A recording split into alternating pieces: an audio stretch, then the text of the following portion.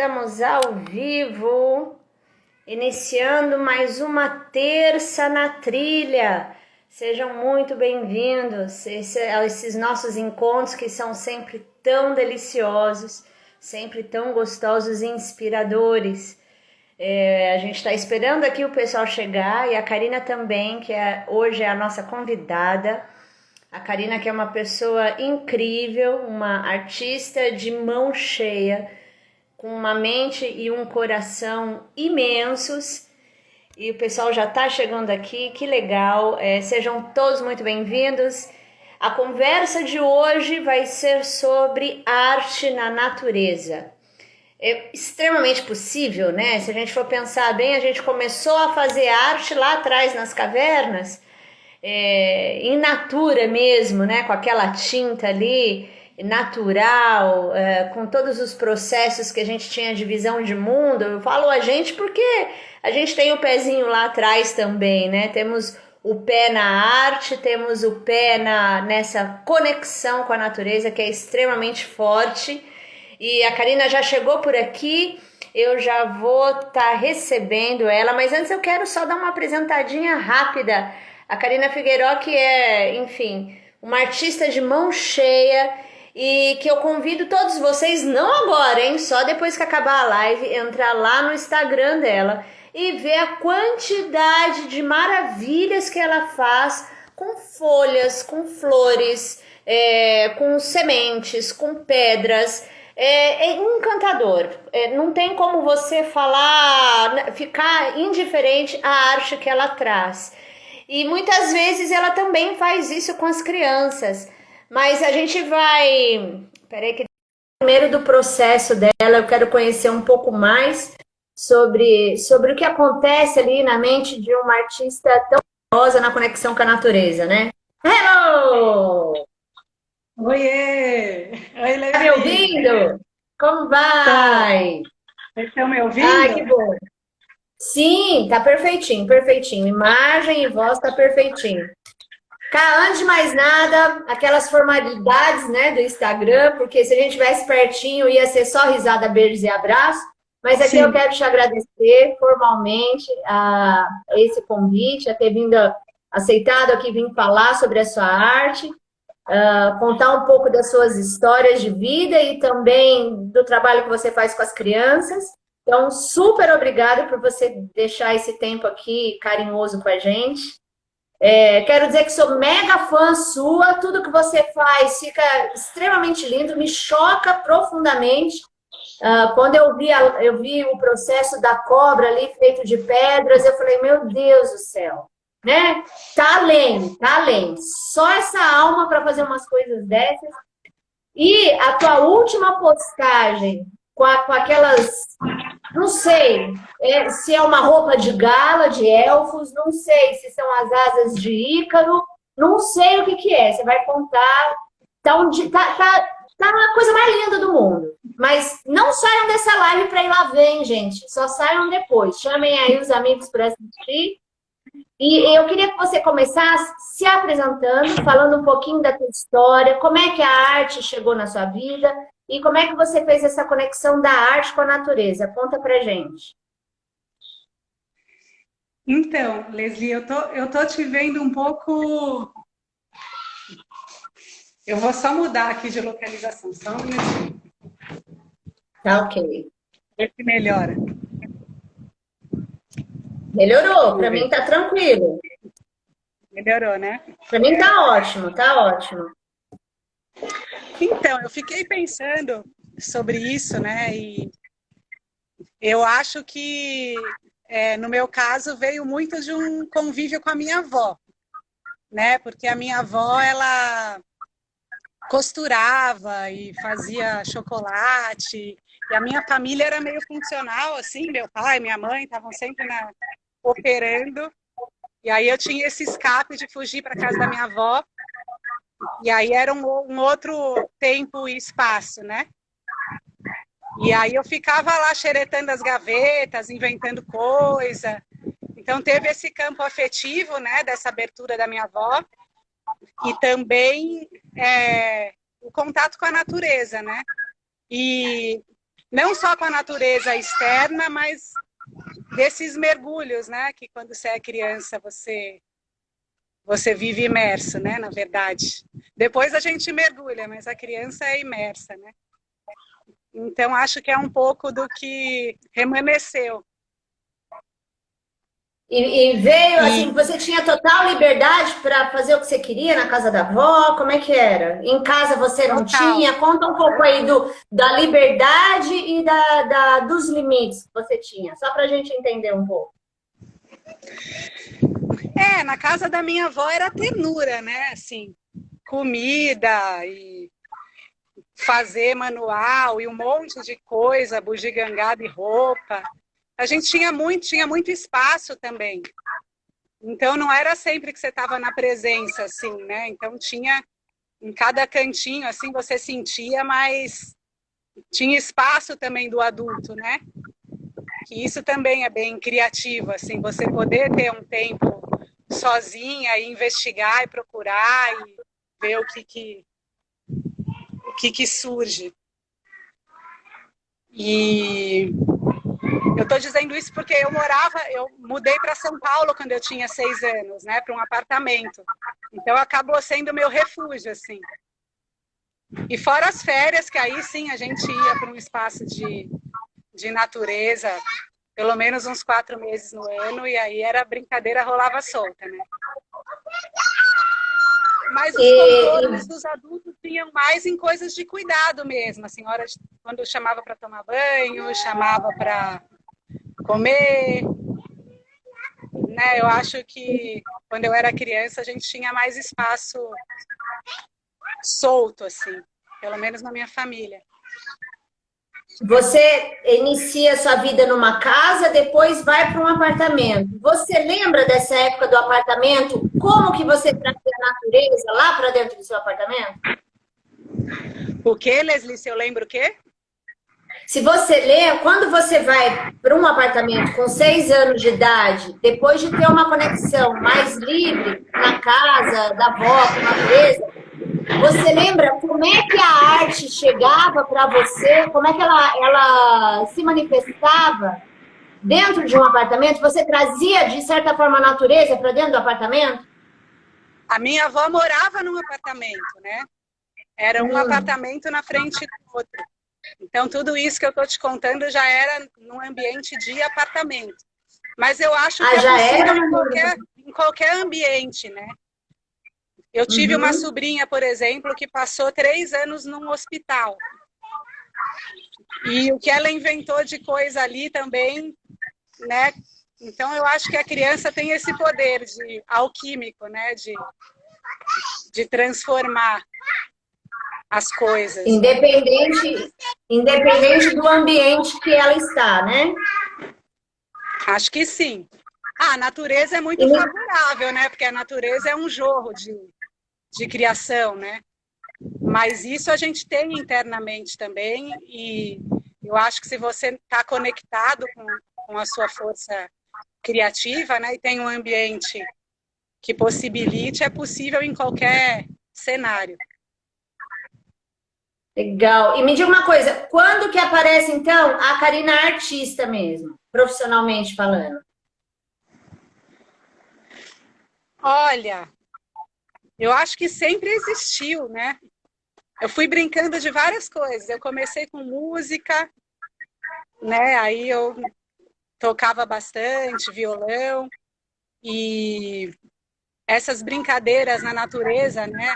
Sempre existiram também. Isso desde pequena que eu ia fazendo, mas também na adolescência foi uma coisa que permaneceu. E aí depois, quando eu terminei o ensino médio, entrei na UFBA, na Bahia, na Federal, na Belas Artes, fiz um pouco, depois eu fiz na Itália, fiquei 3 anos, e aí era arte e restauração. Então eu fiquei um tempão também trabalhando com restauração, e depois que meus filhos nasceram, né, o Theo e o Lucas, o Theo já tem 20 agora, o Lucas com 15, aí a gente acho que se fundiu essa questão da infância com a arte, de novo, né? aí através deles e das outras crianças que chegaram. Você, enquanto mãe, artista, como é que você proporcionava para os seus filhos essa conexão com a natureza? Eu sempre priorizei assim, esse contato, né, na vida deles. O Theo, quando nasceu, tinha 1 mês, a gente foi morar na Ilhabela e ele ficou praticamente esse primeiro 1 ano e meio em contato total com a natureza, né?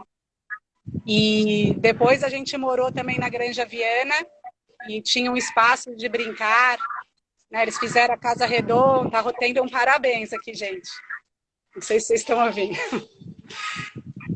E a gente sempre, aí depois eu já adulta, né? Eu sempre morei em casa, então, e o ambiente de ateliê. Então, eles sempre transitaram muito, assim, do ateliê, jardim, casa de amigos, esses espaços de brincar com bastante natureza, a gente sempre viajava. Sempre tiveram muito contato. E esse contato, você chegava a nomear a natureza para eles? Você direcionava o olhar deles? Você tinha alguma preocupação em querer passar alguma coisa? Conscientemente ou não? Era tudo muito livre? Como é que era isso? Quando o Theo era bem pequeno, que a gente estava na Ilhabela, a gente ficou sozinhos lá, eu e ele. Então eu conversava muito com ele, né? Porque eu não tinha outra pessoa também para conversar no caso. Então eu ia contando sobre as coisas, assim, apresentando mesmo. Foi uma situação diferente porque a gente estava sozinhos. Mas depois não mais, né? E eu acho que tem essa conversa da própria natureza, né, com as crianças, que acontece de uma forma subjetiva, né, que alguns adultos mantêm. Eu estava contando esses dias lá nos quintais, que um dia eu fui com a Lídia Ortélio aqui na Lagoa do Peri, e aí ela estava fazendo uma trilha, né, primeiro caíram algumas folhas, aí ela... essa separação da natureza como objeto, né, eu acho que as crianças não têm muito, então é algo que transpassa. E alguns adultos também, né? Aí a folha caía, ela, nossa, você é tão linda, caindo. Depois começou a conversar com as ondinhas da lagoa. Eu falava, nossa, quem será que a Lídia está falando, né? Mas ela estava conversando mesmo. E eu acho que as crianças, elas têm essas conversas silenciosas, né? O tempo todo, assim, com a natureza como sujeito mesmo, né? Sem precisar dessa interferência, né? Esse direcionamento. Sim. Eu estou fazendo essas perguntas, porque assim, muitas vezes... Mesmo, né? Eu acho que eles aprendem com essa separação, tipo, humano-natureza, né? Que depois a gente tem um esforço danado para se reconhecer ali como natureza. Eu acho que as crianças, elas estão nessa comunhão. Pois enfim, por que eu estou te fazendo essa pergunta, né? Por que eu estou encaminhando você para essa linha? Porque muitas vezes, já pessoas, educadores ou quintaleiras, enfim, elas acreditam que precisam estar direcionando o olhar da criança para ela ver a beleza na natureza. E a gente sabe que não tem essa necessidade, é só deixar elas se envolverem. O problema é que o adulto quer sempre um resultado, quer sempre uma resposta. O adulto está sempre na expectativa de que quando a gente está na natureza, junto com as crianças, elas têm que ter um aprendizado, uma aprendizagem consciente e utilitarista. Então, quando você fala aí da Lígia que vê a folhinha caindo sem essa visão utilitarista mais relacional, que é completamente diferente, a gente se sensibiliza e realmente cai a ficha de que é isso mesmo, tá tudo bem.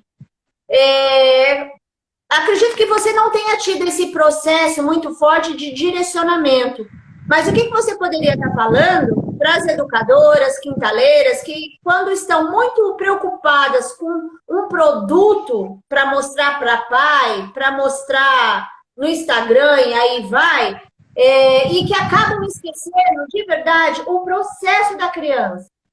Porque a criança em si, ela não está preocupada com o resultado que vai dar aquilo. Ela só é aquilo que ela está fazendo. O que você poderia estar falando nesse sentido? Eu acho que o adulto, né, quando ele visa algum resultado no brincar ou nesse em ser, né, a natureza, ele diminui muito as possibilidades, né? Você estreita, porque assim, o brincar de uma criança na natureza é uma expressão do infinito, né? Então acontecem coisas muito surpreendentes, assim, tanto para a própria criança, mas também para o adulto que está testemunhando. Então, a partir do momento que você nomeia, né, ou que você direciona, é como se você afunilasse todas aquelas possibilidades em algo que empobrece muito, né? Eu acho que até nomear empobrece, né? Como Manuel de Barros diz, né? Que quando falaram em enseada tinha diminuído. Ele via, eu não lembro direito essa poesia, mas que era como se fosse uma serpente de vidro que contornava a casa dele. Aí alguém falou que era uma enseada e ele fala que aquilo diminuiu muito, né? A imagem que ele tinha. Então, por exemplo, aqui esses dias eu estava fazendo uma cabana e eu me distraí e a criança apertou todos os tubos de tinta numa panela. Aí se eu tivesse proposto, né, uma atividade, então vamos usar essa tinta para pintar. Você já direcionou. Eu deixei aquela panela de tinta ali e falei, vamos ver o que vai acontecer. Né? E eles inventaram algo assim muito mais incrível do que eu nem poderia conceber, assim, porque eles ligaram bastante água e fizeram tipo uma lagoa assim no chão. E aí eles pegaram uns rolinhos de tinta desses de pintar a parede e fizeram uma pista de carros. E conforme eles iam rolando aquilo no chão, tipo um aspirador, e espirrando tinta, né, para todos os lados. Aí acabou o vermelho, né, eles queriam mais vermelho. Aí não tinha. Aí um começou a ralar o tijolo e aí já fizeram e já virou uma outra tinta de passar no corpo, enfim. Né, você imagina se eu tivesse pego essa tinta ali e falar, vamos pintar. Né, então, nesse sentido, não, aquela ideia de não vamos desperdiçar, né? Que o adulto tem essa questão de não entender a abundância da experiência da criança, e aí, para não desperdiçar, então vamos direcionar para algo útil, né? É sempre essa visão utilitarista do adulto, que é sempre extremamente preocupante. E pegando esse gancho, cara, a sua composição das folhas lá das flores de resedar, quantas você usou ali para a gente falar de abundância, pensando em abundância? Como é que foi aquele processo? Você está dizendo desse último que eu fiz com as pétalas rosas? Isso. Então, eu sempre passava na Avenida Campeche e via essa árvore. Né? Assim, nossa, que linda, né? Porque caíram todas as folhas e ficaram só as flores. E a natureza em si é abundância sem parar, né? Mesmo lá no quintal, assim, dá limão, dá laranja, dá abacate, que você não dá conta, nem se você chamar. Né? Ela simplesmente vai brotando. E no chão também dessa árvore. Então, embaixo estava um tapete, assim, vermelho. Aí eu parei o carro, falei, vou colher, vou levar um pouquinho para casa, não fazia a mínima ideia do que eu ia fazer. Só que eu pensei, né? Eu falei, para fazer os registros, às vezes eu aciono os meus filhos ou alguns amigos, enfim. E aí eu pensei assim, primeiro eu falei, Theo, você me ajuda, meu filho? Mas aí quando eu vi a quantidade de pétala, eu falei, nossa, ele vai me matar se ele tiver que montar, porque eu queria fazer alguma coisa no meu corpo, né? Que aí venta, cai tudo. Falei, com essa quantidade de pétala ele vai me matar. Então, Aí o que que eu fiz? Eu peguei uma fita crepe para facilitar e comecei a fazer como se fossem escamas de peixe, assim, comecei a colar uma do lado da outra. E aí começou a ficar bem legal. E aí quando eu tirava as pétalas, no meio tinha o caulezinho, né? Não sei como chama aquilo. E aí Estilo? conforme eu fui juntando do lado, eu vi que parecia uma coluna, assim, vertebral, né? Parecia uma estrutura óssea. Aí, depois que isso estava pronto, eu deitei no chão e falei, Theo, monta. Passei essa ideia para ele, mas ele me desobedeceu total e fez só o que ele quis. O que ficou ótimo, mas eu só fui ver depois. Ah, E aí olha ele só. criou ali, pareceu uma renda, né? E umas asas, assim. Não, tá parecendo um vestido de gala, eu não sei dizer o que é. Aqui, ó, trilhar a natureza está falando o seguinte: que a criança inventa. Ixi, perdi. A criança inventa suas brincadeiras com os elementos que encontra na natureza, e é lindo de ver essas criações. Ou seja, de fato, né? É muito fácil a criança inventar algo com a natureza, desde que seja permitido. As lives não é para a gente falar das crianças especificamente, é para falar dos adultos, né? Para que os adultos possam fazer essa transformação interna mesmo, possa quebrar esses paradigmas para sair de lado e deixar a criança exercer o seu potencial. Caio, eu quero que você me conte algumas histórias, algumas vivências que você percebeu que a criança estava ali entregue e de repente veio o adulto e brecou a experiência e no que aquilo se desenrolou. E depois eu quero que você também conte experiências ao contrário, de situações em que o adulto estava direcionando e quando ele saiu de cena, o que aconteceu?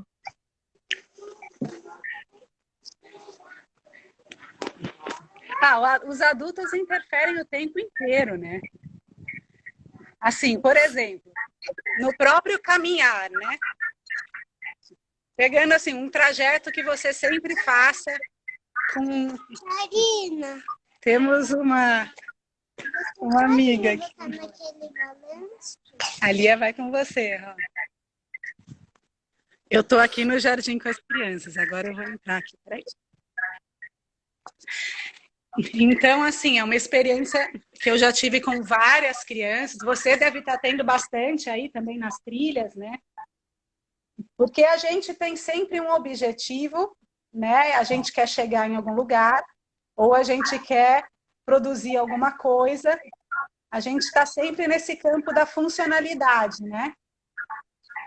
E a criança, ela não está vendo a vida por esse tempo. Então, assim, na minha infância, por exemplo, né, algo que eu acho que me ajudou muito a manter essa chama criativa era a quantidade de tempo que eu tinha para não fazer nada, para vaguear, né, assim, para vadiar mesmo, assim, ficar à toa. E a gente apressa as crianças o tempo inteiro, você não precisa nem estar numa atividade, você pode estar só andando da cozinha para o quarto, você já está falando que vai ter que tomar banho, vai ter que não sei o quê, porque tem que recolher isso, é lógico, né? A vida tem também esse aspecto.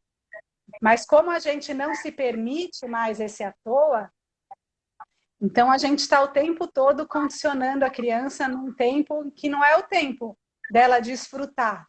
Né? Então, se você permite que, por exemplo, né, num trajeto, às vezes da casa até a padaria, né, se você permite que a criança tenha essa liberdade, ela vai observar ali milhões de miudezas e belezas e investigações o tempo todo, de coisinhas no chão e folha, e experimentar como que é o vento balançando o cabelo, sensações mesmo, né? Então, isso é natural da criança e é natural do ser humano, né?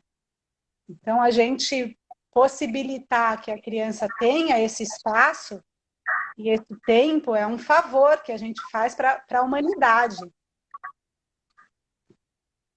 Porque depois a gente fica tudo condicionado, estressado, não sabe mais o que fazer se não tem o que fazer,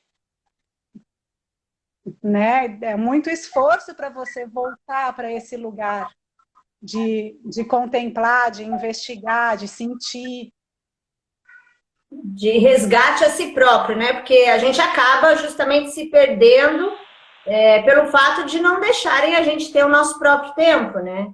E não Exato. só as crianças, e os adultos também precisam se permitir a voltar ao seu tempo de prazer.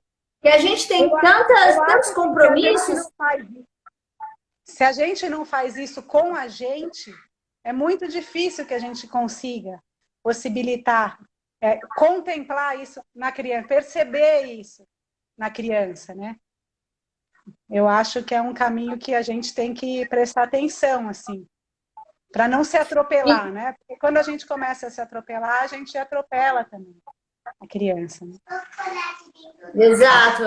Enfim, porque acaba criando mesmo um reflexo ali no dia a dia do que eu sou, aquilo que as crianças vão ver e vão acabar se habituando, trazendo para uma normalidade que muitas vezes não é. O caos, nesse sentido de vida corrida, não é normal. E se a gente leva isso para as crianças, elas acham que é assim mesmo que tem que viver. E aí acaba não tendo mais esse tempo próprio delas e da natureza, né? Cá, me diga uma coisa. O tempo do próprio caos, né? O caos é criativo, né? Você vê na própria natureza, as coisas se desorganizam, depois se organizam de uma outra forma. Então, como que a gente possibilita que as crianças experienciem esses movimentos e esses ritos internamente também, né? Ela se desorganiza, ou está chorando, e você quer resolver aquilo, né? Então tem uma parte de um acolhimento, de um contorno, mas também permitir a experiência desses movimentos, né? Não só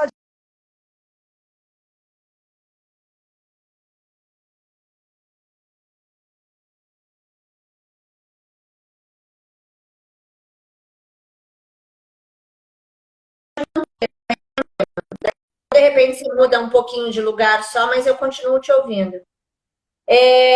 Vamos voltar aqui para a questão da arte em si. Tem um jargão, e eu queria que você falasse sobre ele, que dentro de toda criança tem um artista. Fala para mim sobre isso. tá me ouvindo, Leslie? Tô.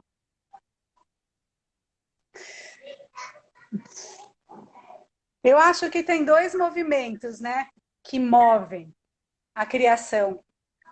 Um deles é a comunhão e o outro é a própria falta, né? Que são dois movimentos que estão conectados, né? Então, tem algumas separações, por exemplo, a separação do próprio nascimento, né? Da unidade da mãe, ou outras separações que a gente passa ao longo da vida que tem um lugar de uma falta, né? Que a gente busca preencher, aí no caso do adulto, com todas essas funcionalidades, né? Eu estava falando, e tem um lugar também no caso da criança de uma grande unidade, né? De estar muito mais próximo de uma unidade, de uma comunhão, de uma homeostase mesmo, assim, né? De uma frequência com... E para mim são as duas energias mobilizadoras, assim, da criação, né? E eu acho que as crianças o tempo todo elas estão... Eu não sei, porque o que é arte é um debate, né, que vai aí para sempre e além, né, no sentido de uma produção artística.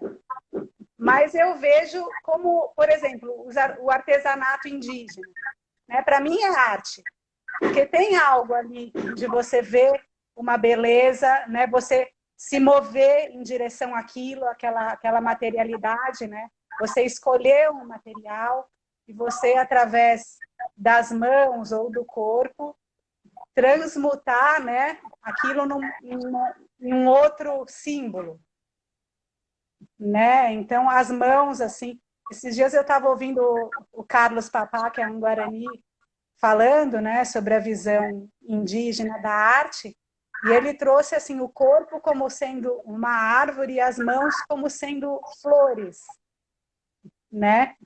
Então são essas flores que tocam o mundo e transformam esses elementos, né, em algo que é revelador, né? Porque a arte ela revela, ela expressa, né, um campo subjetivo.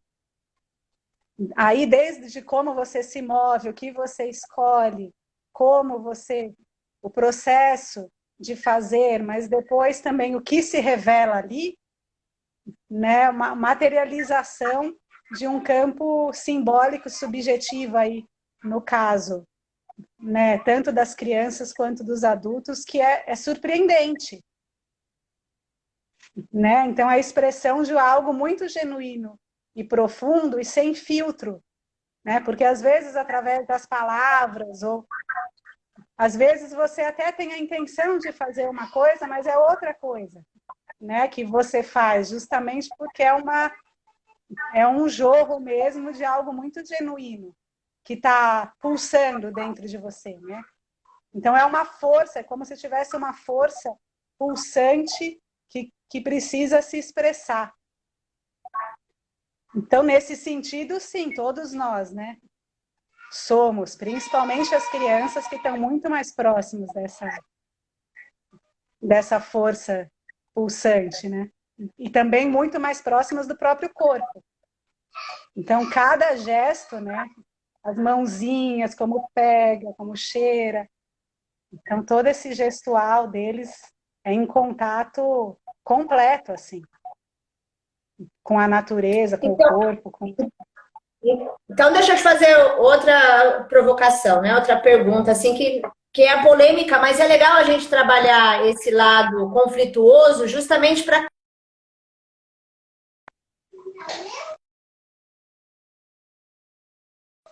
plenamente Nós, ação daquilo que a gente tem dentro da nossa alma.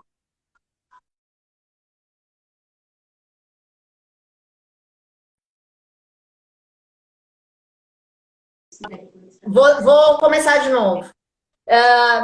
Para fazer uma provocação reflexiva, tendo a ideia de que todos somos artistas, inclusive e principalmente as crianças, que têm essa capacidade de revelar aquilo que há dentro e conhecer o que está fora através da sua ação material, construtiva, sensorial, por que dar escolinhas de arte para as crianças ou atividades de arte para as crianças?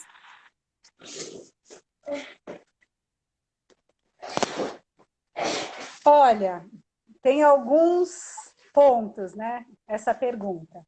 Um é assim, tem espaços de escolas que são tão rígidos, tão duros, que às vezes alguma proposta mais sensível que venha nessa direção, ou alguém que nem necessariamente precisa ser alguém que faça uma proposta, mas alguém que tenha essa sensibilidade e esse olhar, porque a arte tem isso do testemunho, né? Também.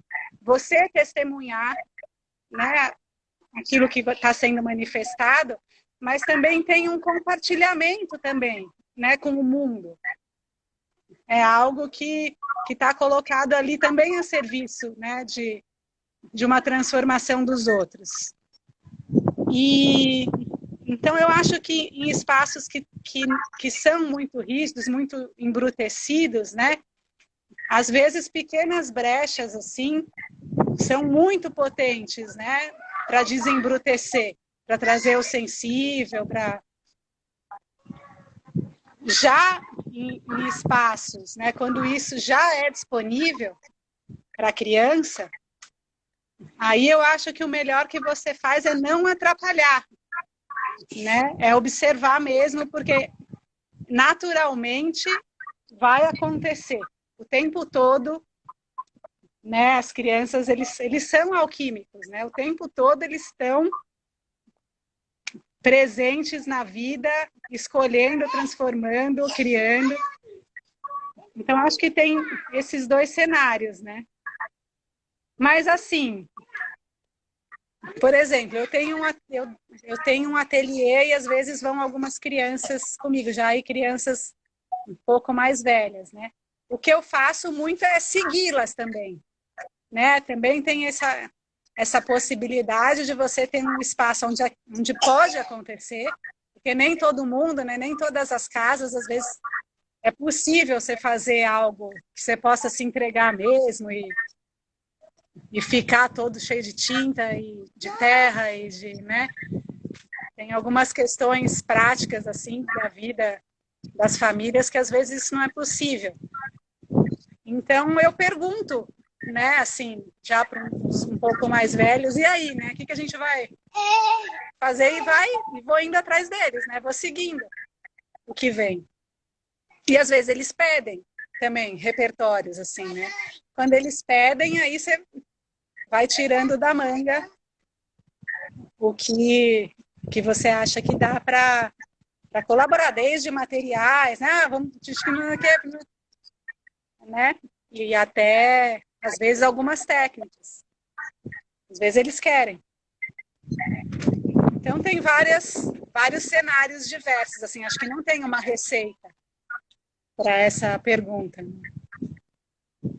Ainda bem, né? Porque se tivesse receita, seria mais uma formatação aí do planeta, né? Enfim. Me diga uma coisa, as crianças que se interessam pela técnica da arte, isso aparece em qual momento? Você consegue identificar? Olha, às vezes vem por exemplo, falando dos bem pequenininhos, né? Às vezes vem de uma dificuldade de fazer, por exemplo, esse dia que eles queriam fazer a tinta vermelha e começaram a ralar o tijolo. Então, eles tentaram de diferentes formas. Eu podia ter dito, vamos pegar isso aqui, amolecer, pegar o ralador. Mas não, eles começaram assim, atacando no chão. Depois pegaram um pilão, começaram a bater. Viu que não quebrava, estava muito duro. Aí, vamos tentar amolecer. Aí puseram na água. Aí, você entende? São tantas experiências para eles chegarem. Eles tinham um objetivo, eles queriam fazer tinta vermelha. Né? Mas como eles vão fazer isso, é um caminho que pode durar, às vezes, um mês, né? De investigações, assim, e tudo que eles vão descobrindo também, né? Ao longo desse processo. Então, no caso dos pequenos, né? Eu acho que é disponibilizar, às vezes, algumas ferramentas, mesmo, e colocar ali no campo de visão, né? Por exemplo, né? Tem um ralador, tem um pedaço de madeira, e eles vão, conforme eles vão precisando, eles vão procurar e ver o que funciona. Já alguns mais velhos, às vezes, eles começam a se irritar, porque eles querem fazer uma coisa de um jeito específico, né? E aquilo não sai do jeito que eles imaginaram na cabeça deles, né? Então, assim, e aí eles muitas vezes pedem para você fazer, né? Ou pedem ajuda. E aí é um caminho de refinamento, talvez, assim, dos instrumentos. Às vezes às vezes são coisas técnicas mesmo, né? Da espessura de uma tinta ou, né, de qualidades dos próprios materiais que você pode ir ensinando, assim. Por exemplo, eles gostam das cores, mas eles gostam de misturar todas as cores, e aí eles ficam sempre com uma cor só. E aí não tem as cores que eles queriam. Isso acontece direto, né? Então, os mais velhos já, assim, como limpam um pincel, como guarda, tem coisas de um cuidado do próprio processo que você pode ir trazendo e que eles vão conseguindo chegar, às vezes, no que eles imaginaram na cabeça deles. Porque eu acho que, talvez, eu não sei, eu não tenho essa... Não sei se o que eu estou falando é Mas os pequenos eu acho que são mais experienciais. Às vezes os mais velhos eles já imaginam algo que eles queiram criar, né? Embora isso vá mudando. Independente desse caminho, ambos estão baseados no interesse. Eles chegam nas técnicas sempre baseados no interesse, que é o principal, né? Kai, eu queria que você me contasse um pouco agora, porque assim, eu tenho várias perguntas, porque você é multitalentosa, então uma live de 1 hora seria muito pouco. Eu queria que você me contasse um pouco sobre as artes que você faz no meio de uma trilha. Eu assim, gente, eu sou uma alucinada, né? Assim, porque eu ando na natureza e assim, o meu olho fica saltando para tudo que é lado. Então eu fico imaginando a potência que é uma criança, né, andando. Assim, um nível de... Nem sei qual seria a palavra.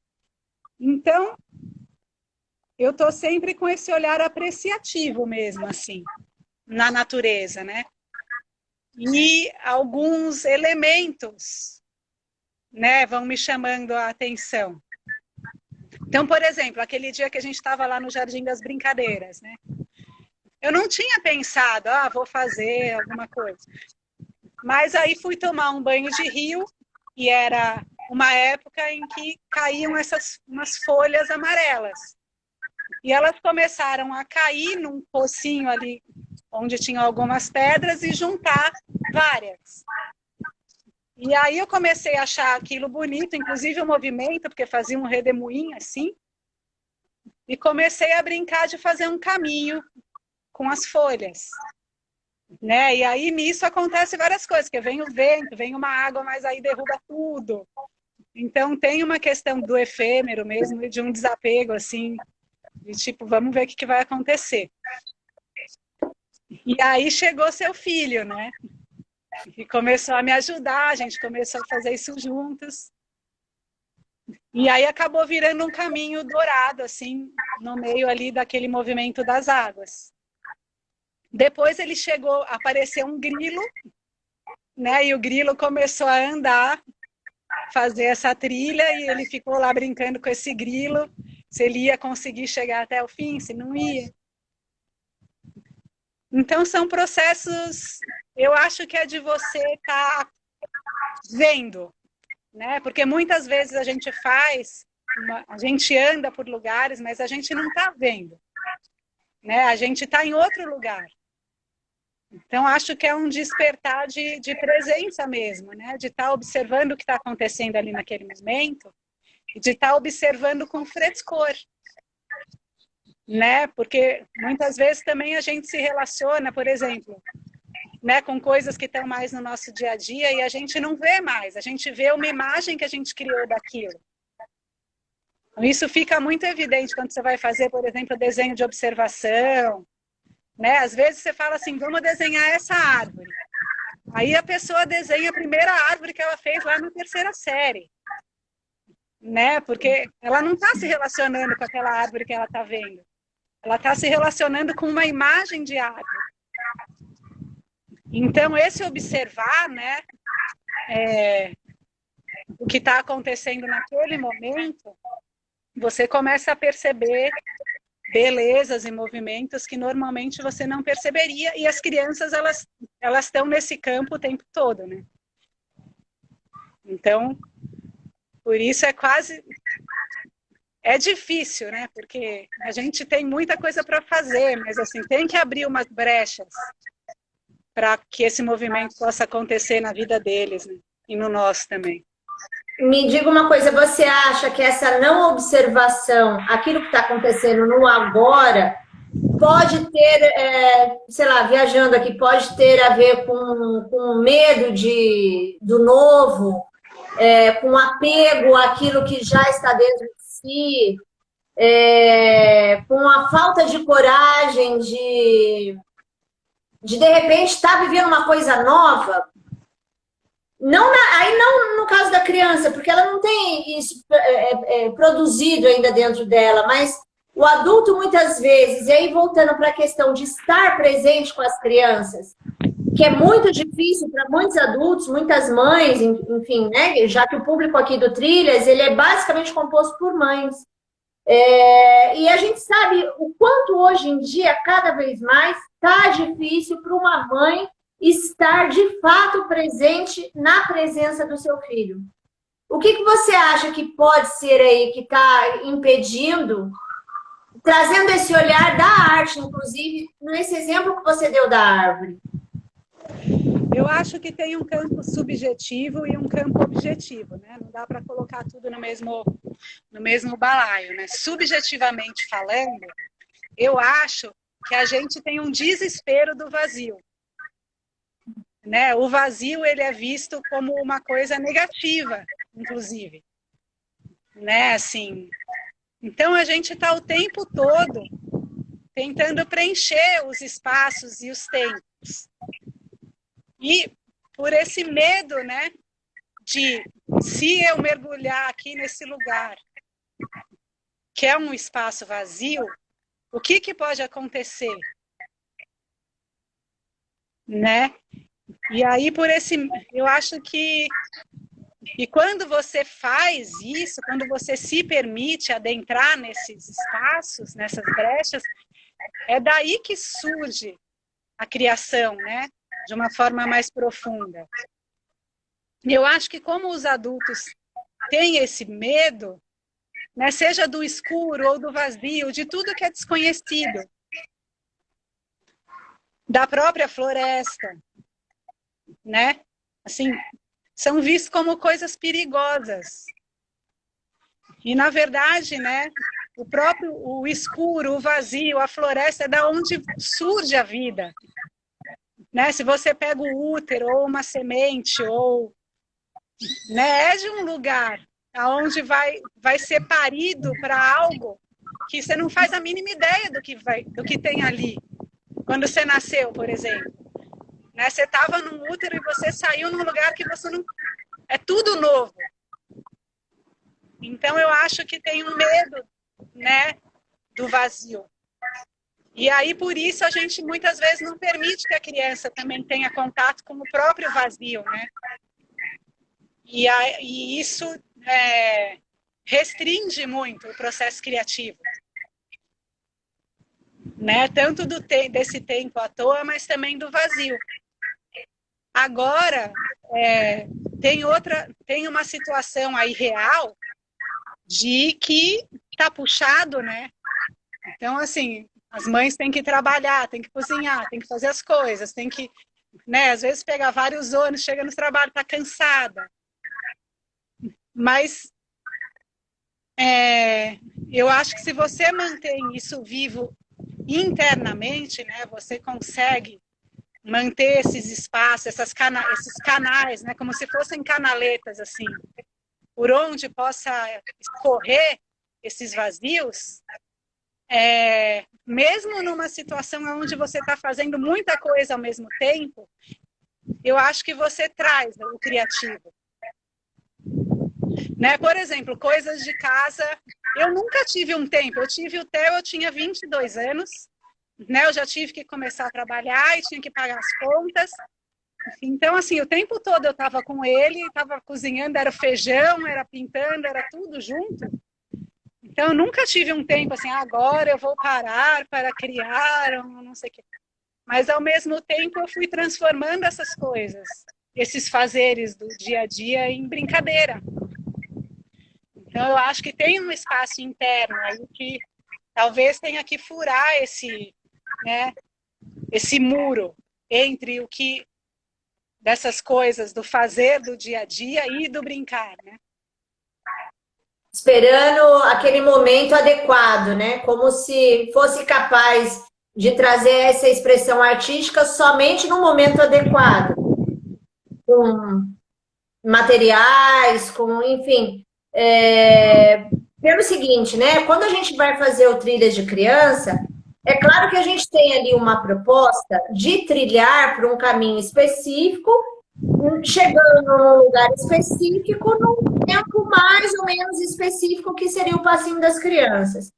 E a gente muitas vezes não tem aquela parada mesmo gigantesca que eu acredito que seja o adequado, de deixar as crianças ali junto com as suas mães, para que eles tenham aquele envolvimento bem maior ali naquele meio natural.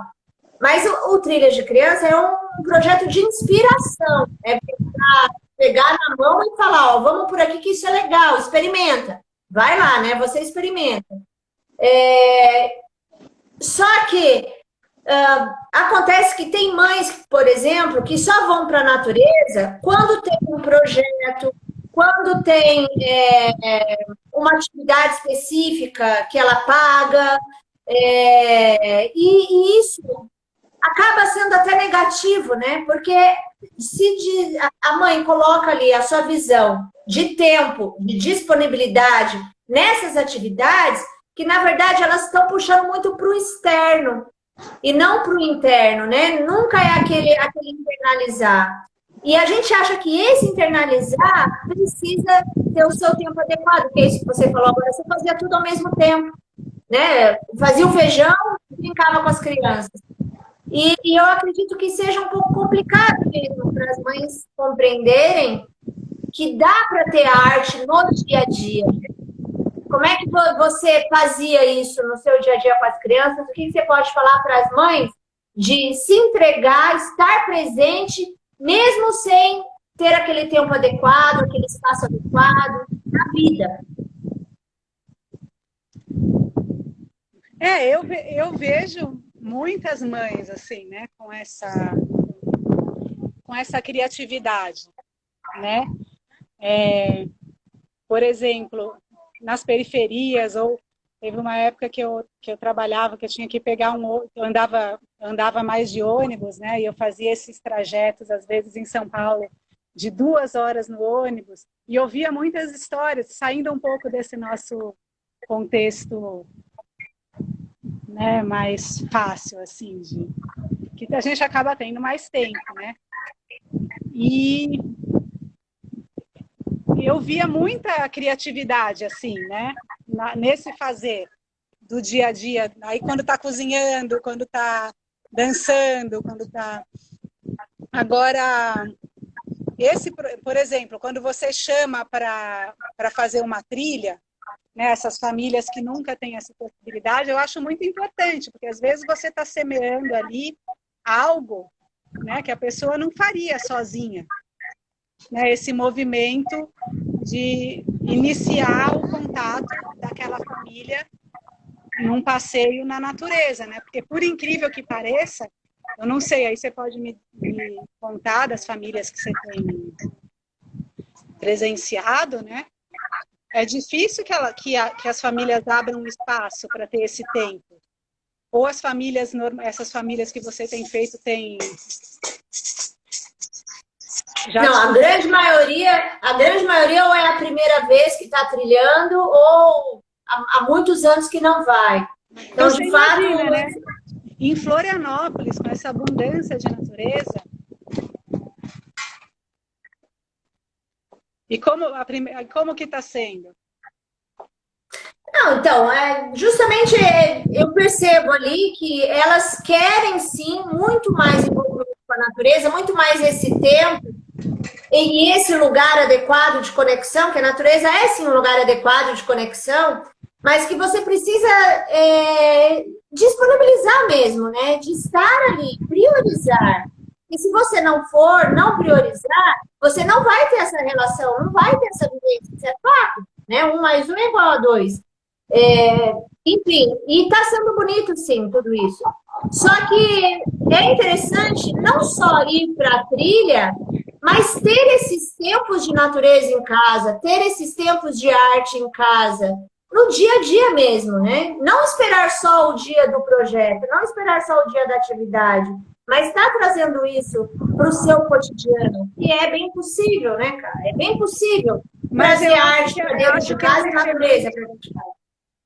É uma semente experiencial, né? Que a pessoa vai ter ali aquela experiência e de alguma forma aquilo reverbera depois, né? Quando ela vai para casa com a criança, né? Eu acho que é um espaço muito mais que o adulto tem que criar em si mesmo, experimentar, para depois isso começar a brotar nos pequenos gestos do dia a dia da vida, né? Porque se você... Bastante. É? Não, pode continuar. Porque mesmo o gesto, né, de uma mãe, por exemplo, que está em casa cozinhando, né? Então, vai separar os feijões, uns boiam, outros não boiam, as cores, né? Como mistura os ingredientes. Enfim, são tantas, tudo isso, né? Tá no campo do brincar. É porque eu acho que os adultos, a gente acaba separando muito, né? Assim, o que é o brincar das coisas que a gente faz na vida, né? Então, aí é como às vezes as mães ficam com culpa achando que não tem, né, não tem tempo para brincar. Mas tudo isso pode ser um tempo de brincar, a depender do estado de presença interno que você esteja, né? E aí eu acho que tem um cuidado grande com as famílias, né? De um apoio de rede, porque muitas vezes é difícil você sozinha, quando tem várias crianças, né? De dar conta de tudo isso.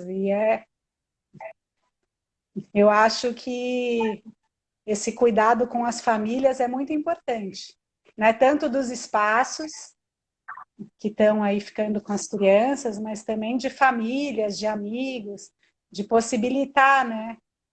Que as mães, os pais tenham esses espaços para abrir esses abismos mesmo e poder começar a semear o brincar em si, né? E a arte. São os abismos Cara, cognitivos.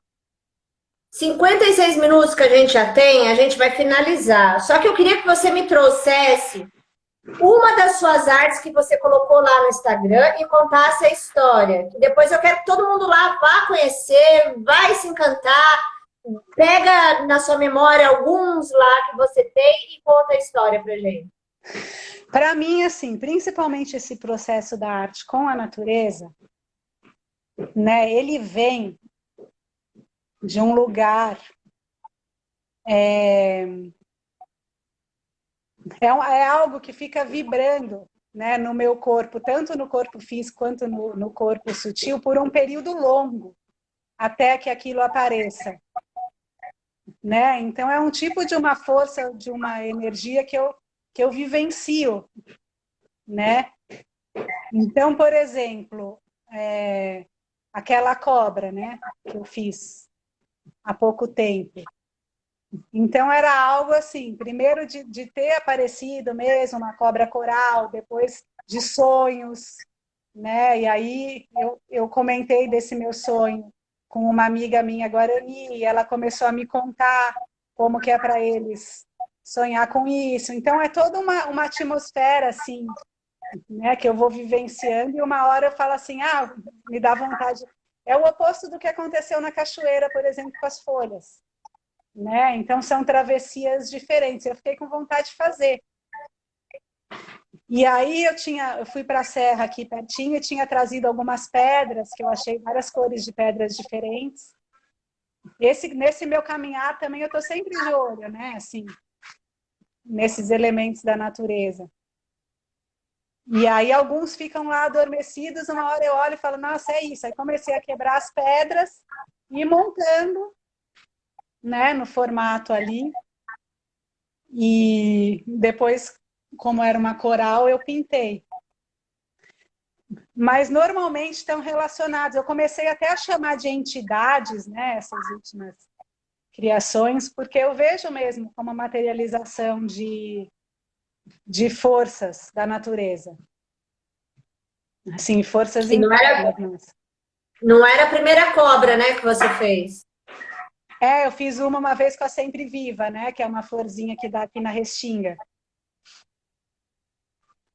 E a história dela, como é que foi? Essa eu estava no quintal de um amigo e aí Ele estava com uma visita que tinha ido para as dunas a primeira vez e trouxe, ficou encantado e trouxe. E eu nunca tinha visto que ela desmontava e virava aqueles filetezinhos assim tão delicados, né? E aí eu comecei a brincar de rendar, assim. Fui fazendo várias rendas e aí uma época eu comecei a fazer um caminho e aí o caminho virou aquela cobra. Foi mais uma Olha brincadeira. só.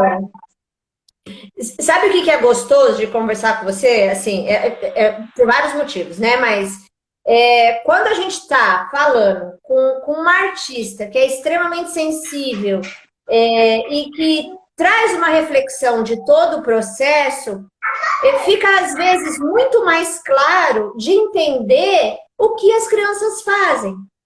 Então, assim, eu queria muito trazer você aqui justamente por esse ponto, sabe?